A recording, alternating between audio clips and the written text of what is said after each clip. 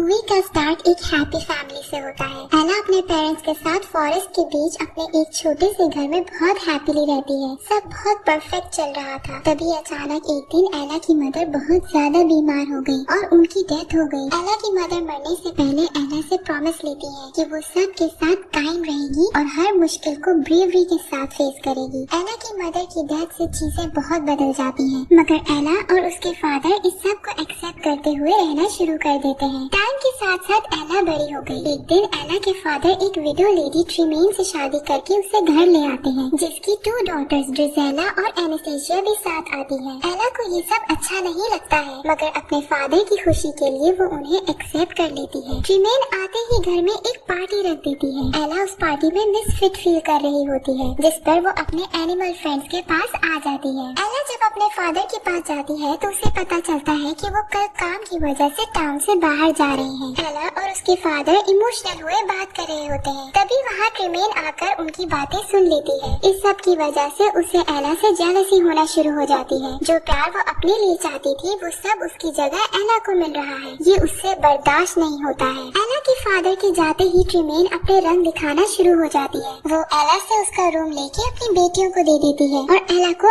Attic में रहने को कहती है। एला वहाँ अपने एनिमल फ्रेंड्स के साथ रहना शुरू हो जाती है। वो वहाँ भी दिल लगा लेती है, बल्कि खुशी फील करती है कि उसे स्टेप सिस्टर्स या स्टेप मदर्स को बार बार फेस नहीं करना पड़ेगा। लेकिन वो बिल्कुल गलत थी। ट्रीमेन और उसकी बेटियों ने एला को तंग करना शुरू कर दिया। मीठी बनते हुए वो लोग उससे नौकरों वाले काम करवाना शुरू हो गए। उससे बुरा ये होता है कि एक दिन एला के फादर का सर्वेंट अकेले वापस आता है, जो आके एला को बताता है कि उसके फादर रास्ते में बीमार हो गए और उनकी डेथ हो गई। ये सुन के तो जैसे एला पे कयामत ही टूट जाती है। उसके पाँव के नीचे से जमीन निकल जाती है। 1 मिनट में ही जैसे उसकी सारी दुनिया रुक गई हो। एक तरफ अपने फादर की डेथ का दुख, तो दूसरी तरफ ये डर कि उसे अब अकेले इस घर में स्टेप मदर के साथ सरवाइव करना है। ट्रीमेन पैसे बचाने के लिए सब सर्वेंट्स को निकाल देती है और सारे घर की जिम्मेदारी एला पे बांट देती है। कपड़े धोने से सफाई या खाना पकाना सब एला से करवाया जाता है। दिन के एंड पे टेबल पे बचा हुआ खाना एला के हिस्से में आता है, जो वो अपने माउस फ्रेंड्स के साथ शेयर करती है। रात सोने के लिए इतनी स्टेज चढ़ के एटिक में जाना बहुत मुश्किल लगता है। साथ ही वहाँ ठंड भी होने की वजह से एला किचन में ही जमीन पर आग के सामने सोना शुरू हो जाती है। सुबह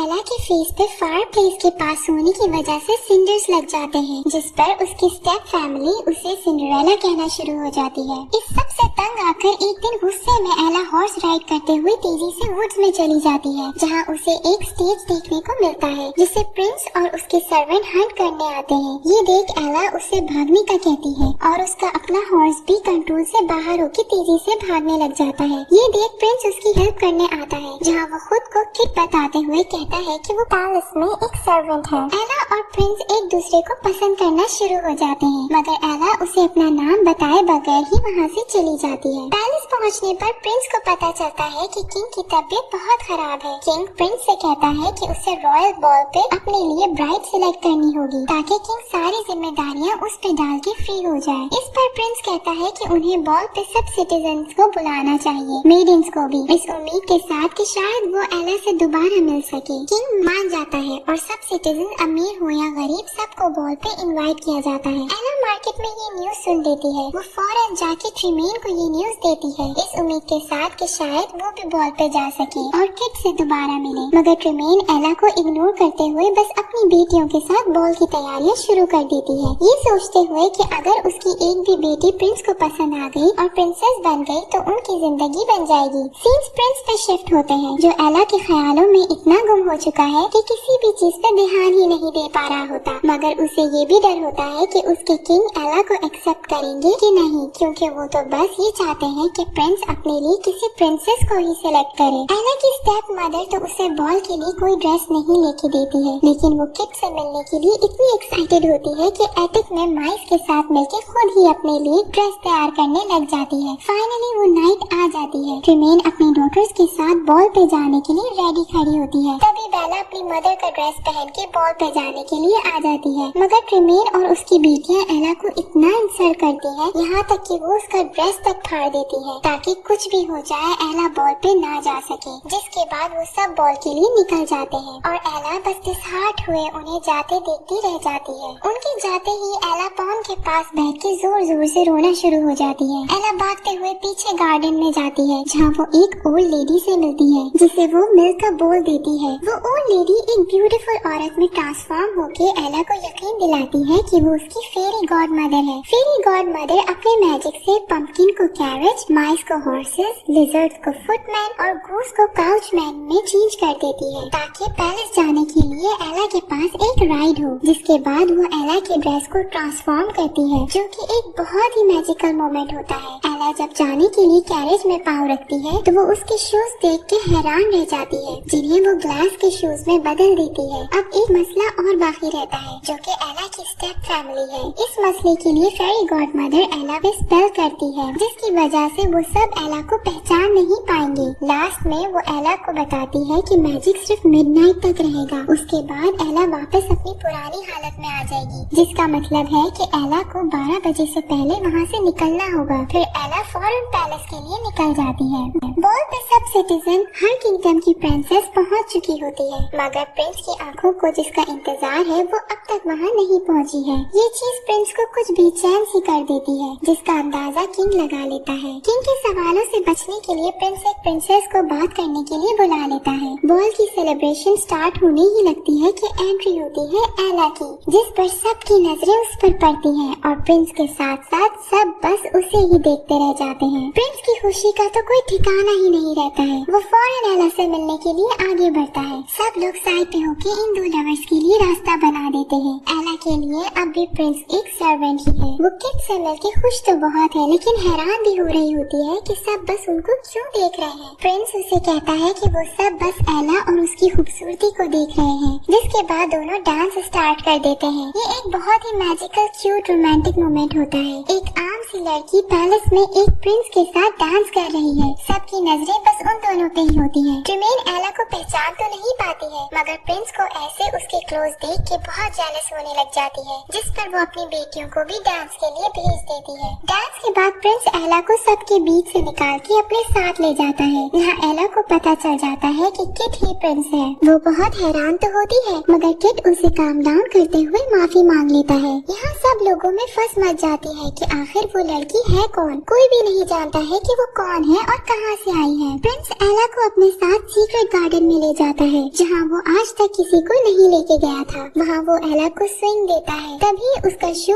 उतर जाता है जो प्रिंस नी पे बैठ के खुद एला को पहनाता है। प्रिंस एला से उसकी आइडेंटिटी पूछने की कोशिश करता है मगर तभी एला को एहसास होता है कि 12 बजने वाले हैं, जिस पर वो प्रिंस से मजीद कोई बात किए बगैर वहाँ से भाग जाती है। किड उसके पीछे भागता है। पैलेस से निकलते हुए एला किंग से मिलती है जिसे बस इतना कहती है कि उसका बेटा एक बहुत ही अच्छा इंसान है और किड उससे बहुत प्यार करता है। जिसके बाद वो बाहर की तरफ भाग जाती है और किंग बस उसे देखता ही रह जाता है। स्टेज से उतरते हुए एला के पाँव से शू उतर जाता है। किड के पीछे आने की वजह से वो शू वहीं छोड़ के अपनी राइड में बैठ जाती है। प्रिंस को उसका शू मिल जाता है। प्रिंस शू लेके उसके पीछे जाने लगता है मगर कैप्टन उसे वहीं रोक के सोल्जर्स के साथ एला के पीछे निकल जाता है। 12 बज जाते हैं और वो सब वापस चेंज होना शुरू हो जाते हैं। ये देख लिजर्ड सोल्जर्स को रोकने के लिए गेट बंद कर देता है। सोल्जर्स को पीछे छोड़ के जब ये लोग निकल आते हैं सब वापस अपनी पुरानी हालत में आ जाते हैं सिवाय एला के शू के, जिसका दूसरा हिस्सा प्रिंस के पास है।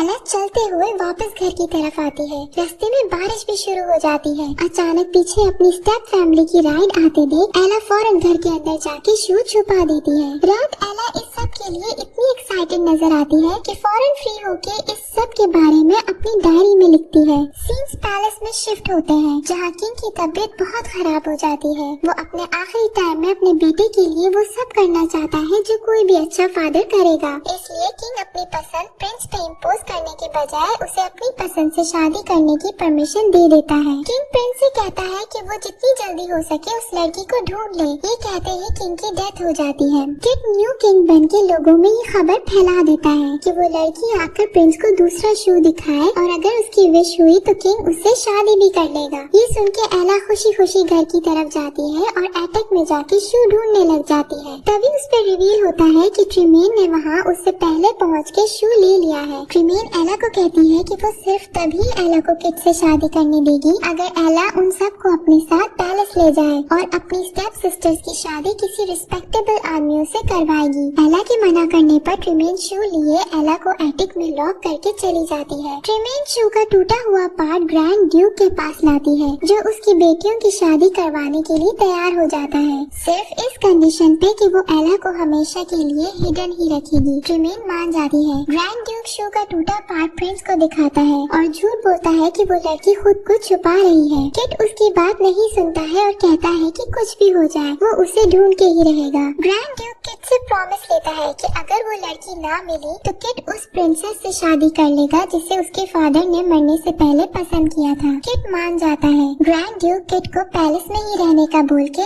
खुद कैप्टन के साथ हर घर और गली में जाके किंगडम की हर लड़की को शू पहना के ट्राई करता है, मगर किसी को भी शू पूरा नहीं आता है। फाइनली वो लोग एला के घर पहुंच जाते हैं जहां एला की स्टेप सिस्टर्स को भी शू पूरा नहीं आता है। तभी एक बर्ड एटिक का डोर खोल देती है और एला की सिंगिंग की आवाज बाहर आनी शुरू हो जाती है। कैप्टन उस लड़की को बुलाने का कहता है मगर ट्रीमेन कहती है कि वहाँ कोई नहीं है। ग्रैंड ड्यूक भी वापस जाने के लिए जोर डालता है। उसी दौरान किट जो कि सोल्जर्स के बीच में छुपा हुआ सारा टाइम उनके साथ था खुद को सबके सामने लाता है और उस लड़की को मिलने का ऑर्डर देता है, जिस पर कैप्टन जाके एला को एटिक से लेके आता है। किंग एला को मैरिज के लिए प्रपोज करते हुए वो शू पहनाता है, जिसके बाद एला किंग के साथ पैलेस के लिए निकल जाती है। जाते जाते वो अपनी मदर को किया हुआ प्रॉमिस पूरा करते हुए ट्रीमेन और उसकी बेटियों को माफ करके जाती है। लास्ट सीन्स में एला और किट शादी कर लेते हैं। किट सारी किंगडम के सामने अपनी क्वीन को किस करता है और फिर वो दोनों हमेशा साथ खुशी खुशी रहते हैं। यही